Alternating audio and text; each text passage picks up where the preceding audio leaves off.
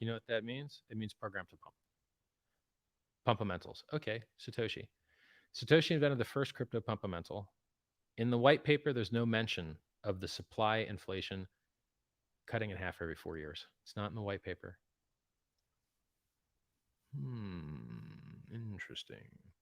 And why did he put that in there? He literally says it on the Bitcoin Talk forum. He says, I put this in there to create a positive feedback loop where if the price went up, the price would likely continue going up and help suck liquidity out of the rest of the normal legacy finance markets.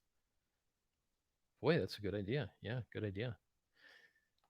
So businesses by design are to accrue value. Cryptocurrencies by design are to accrue value. Even stablecoins. Stablecoins accrue value for the dude issuing them. So every cryptocurrency is designed to accrue value. And then I just did it better. And everyone's like, no, but Richard, you can't just replace the miners. Yeah, you can. Yeah. Richard, you can't just make everyone rich. Yeah, actually you can. You want to, let me go into that one, right? Everything is paper profit. What if everyone tried to sell all their houses at once? They go to zero. What if everyone tried to sell all their stock at once? It goes to zero. What if everybody tried to sell all the Bitcoin at once? It goes to zero. What if everybody tries to sell all the Ethereum at once? It goes to zero. So everyone's profit is actually profit on paper in everything. Because if you're trying to sell it all, it goes to zero. So because everything is paper profit, we get smart and we go, listen, there's determinism, there's probabilities, there's Bayesian logic. What is the likelihood that something's going to go to zero?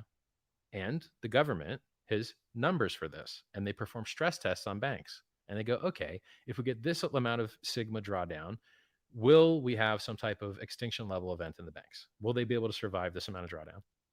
And so they have a reserve ratio. And that reserve ratio is meant to protect against bank runs, bankrupting banks, and hitting the FDIC's insurance. And even the FDIC insurance is maxed out. Now, what's up with that? The government mints, the Fed mints money out of thin air. There doesn't have to be a limit on that FDIC insurance. They could cover you for everything. They're literally printing it out of thin air. There's not actually a reason for them to have a limit on that. And it's for the whole family, by the way. Like the limit is for you and your wife, and it's across all banks. So you can't like open extra accounts to get extra FDIC insurance. It doesn't work. So, you know, I just teach people things they've never heard of before, they never thought of before, they didn't know were true.